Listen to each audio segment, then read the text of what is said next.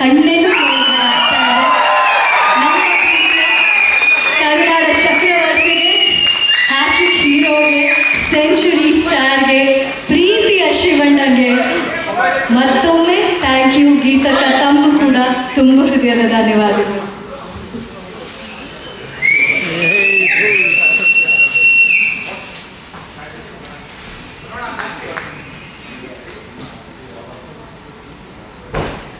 ಈ ಪುಷ್ಪವೃಷ್ಟಿ ಯಾಕೆ ಅಂದರೆ ಒಂದು ಪ್ರೀತಿಯನ್ನು ತೋರಿಸೋ ರೀತಿ ಒಂದು ಕಡೆ, ಆದರೆ ಸಿನಿಮಾಗಳ ಮೂಲಕ ಅದೆಷ್ಟು ಹೃದಯಗಳಿಗೆ ರಂಜನೆಯನ್ನು ನೀಡಿದ್ದಾರೆ ಶಿವಣ್ಣ ಅವರು.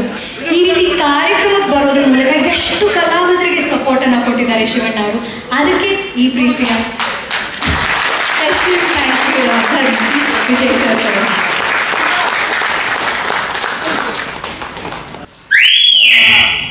ಇಲ್ಲಿ ಬಂದಿದ್ದ ಮೇನ್ ರೀಸನ್ 3 ಜನರಿಗೆ.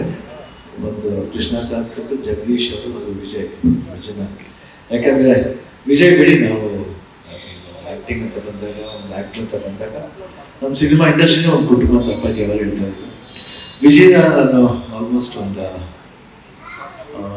24 ಇಯರ್ಸ್ ನೋಡ್ತಾ ಇದ್ದೀನಿ. ಫಸ್ಟ್ ರಾಕ್ಷಸ ಅವಾಗಿದ್ದ, ಆಮೇಲೆ ಜೋಗಿ ಪಿಕ್ಚರ್ ಬಂದಾಗ ಒಂದೇ ಒಂದು ಸ್ಮಾಲ್ ಪಾತ್ರ ಇದೆ, ಬೇಡ ಅಂತ ಹೇಳಿದ್ರೆ ಇಲ್ಲ ಒಂದು ಸೀನ್ ಪಾತ್ರ ಮಾಡ್ತೀನಿ. ಆದರೆ ಒಬ್ಬ ಆರ್ಟಿಸ್ಟ್ಗೆ ಒಂದು ಸಕ್ಸಸ್ಫುಲ್ ಫಿಲಿಮ್ಲಿ ನಾನು ಇರಬೇಕು ಅನ್ನೋದು ಒಂದು ಆಸೆ ಪಡೆದಿದ್ದೀನಿ. ಅದು ತುಂಬ ಇಂಪಾರ್ಟೆಂಟ್ ಆಗಿದೆ. ಅದು ನಿಜವಾಗ್ಲೂ ವಿಜಯ್ ಬಂದು ನಾ ಹೇಳಿದೆ ಚಿಕ್ಕ ರೋಲು, ಆಮೇಲೆ ರಿಷಿ ಮಾಡಿದ್ರು.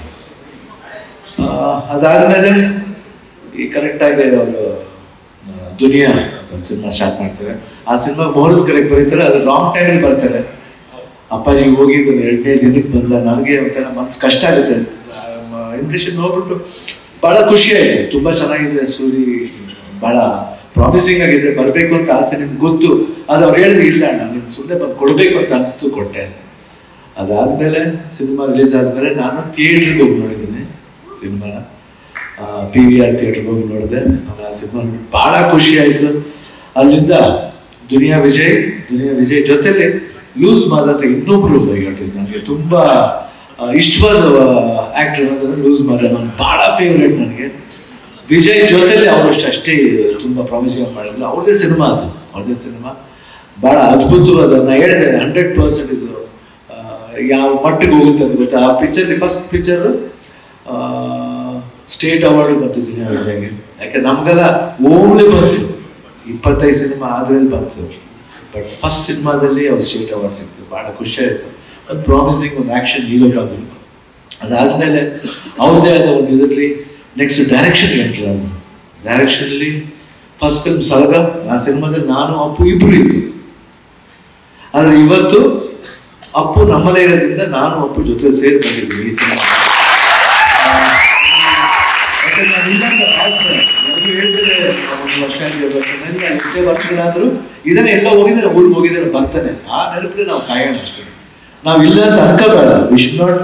ನಾವು ನಮ್ಮ ನೆನಪನ್ನ, ನಮ್ಮ ಒಂದು ಏನಂತೀವಿ ಒಂದು ಅನುಭವಗಳನ್ನ ಯಾವಾಗಲೂ ಅವನ ಜೊತೆ ನಾವು ಕರ್ಕೊಂಡು ಹೋಗ್ಬೇಕೇ ಹೊರತು ಅವ್ನು ಇಲ್ಲ ಅಂತ ನಾವು ಭಾವಿಸ್ಬಾರ್ದು. ಅವಾಗ ಇದೇ ವಿತ್ ಅಸ್. ಇವತ್ತು ಇಲ್ಲಿದ್ದಾರೆ, ಇಲ್ಲಿದ್ದಾರೆ, ಈ ಫಂಕ್ಷನ್ ಬಂದಿದ್ದಾರೆ. ನಾವು ಹೆಂಗೆ ಸಲಗಾಗಿ ಬಂದಿದ್ವು ಅದೇ ರೀತಿ ಭೀಮಾಗೂ ಅಪ್ಪು ಆಶೀರ್ವಾದ ಇದೆ, ನಮ್ಮ ಆಶೀರ್ವಾದ ಇದೆ, ಇಡೀ ಕನ್ನಡ ಜನರ ಆಶೀರ್ವಾದ ಇದೆ, ಅಭಿಮಾನಿ ದೇವರ ಆಶೀರ್ವಾದ ಇದೆ. ಬಹಳ ಖುಷಿ ಆಗುತ್ತೆ. ದುನಿಯಾ ವಿಜಯ್ ನನ್ನ ಬ್ರದರ್ ಅಲ್ಲ, ನನಗೆ ಅಪ್ಪು ಹೆಂಗೋ ಆ ಥರ ದುನಿಯಾ ವಿಜಯ್ ನನಗೆ. ಎಲ್ಲ ಟೈಮ್ನಲ್ಲಿ ಯಾವುದೇ ಟೈಮ್ನಲ್ಲಿ ದುನಿಯಾ ವಿಜಯ್ ಇಸ್. ಯಾವುದೇ ಇದು ಸಮಾರಂಭ ಇರ್ಬೋದು, ನಾ ಇದಕ್ಕಂತ ಪಾಯಿಂಟ್ ಔಟ್ ಮಾಡಲ್ಲ. ಯಾವುದಕ್ಕಾದ್ರೂ ಎಸ್ ಇಸ್ ದೇರ್. ಆದರೆ ಅದು ಬಂದ್ಬಿಟ್ಟು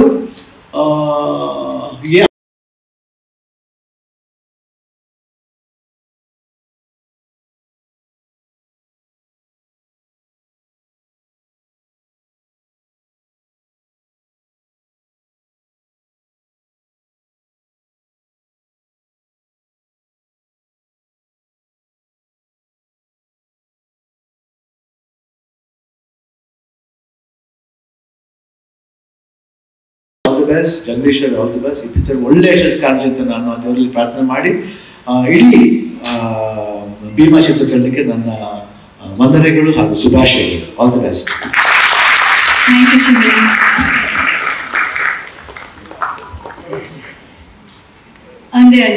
ವಿಜಯ್ ಸರ್, ನಾನು ಅವ್ರಿದ್ದಾಗ ಏನು ಮಾತಾಡಕ್ಕಿಲ್ಲಪ್ಪ. ಏನಂದ್ರೆ ಅವ್ರಿಗೆ ಗೊತ್ತು ಅಂದ್ರೆ ಹೆಂಗೆ ಹೇಳಿದ್ರು, ಅವ್ರ ಹತ್ರ ನಾವೇನು ಅವ್ರಿಗೆಲ್ಲ ಗೊತ್ತಿರುತ್ತೆ, ಅಂದ್ರೆ ದೇವ್ರಿಗೆಲ್ಲ ಗೊತ್ತಿರುತ್ತೆ. ನಾವೇನು ಬೇಡ್ಕೋಬಾರ್ದು, ಏನು ಕೇಳ್ಕೋಬಾರ್ದು. ಯಾವಾಗಲೂ ಒಂದು ಕೇಳಬೇಕು, ನಿಮ್ಮ ಆಶೀರ್ವಾದ ಆಗಲಿ ಅಷ್ಟೇ. ಯಾಕಂದ್ರೆ ಅವ್ರ ಎಕ್ಸ್ಪೀರಿಯನ್ಸ್ಗೆ ಅವ್ರ ಇದಕ್ಕೆ ಈ ಕೆನ್ ಸ್ಕ್ಯಾನ್ 1 ಸೆಕೆಂಡಲ್ಲಿ ನೋಡ್ಬಿಟ್ಟು ಹೇಳ್ತಾರೆ ಇಷ್ಟೇ ಬಿಡಮ್ಮ. ಸೊ ಹಾಗಾಗಿ ನಾನು ಯಾವಾಗಲೂ ಇವತ್ತು ಒಂದೇ ಮಾತು ಹೇಳ್ತಾ ಇದ್ದೀನಿ. ಅವತ್ತು ಸಲಗದ ಸ್ಟೇಜ್ ಮೇಲೆ ಹೇಳಿದ್ದೆ, ಇವತ್ತು ನಾನು ಹೇಳೋದು ಅಂದರೆ ಎಲ್ಲ ಕಷ್ಟಪಟ್ಟು ಮತ್ತೊಂದು ಸಿನಿಮಾ ಮಾಡಿದ್ದೀನಿ. ಎಲ್ಲ ಕನ್ನಡ ಕಲಾಭಿಮಾನಿಗಳ ಆಶೀರ್ವಾದ ಬೇಕು ಅಂತ ಕೇಳ್ಕೊತೀನಿ ಅಷ್ಟೇ.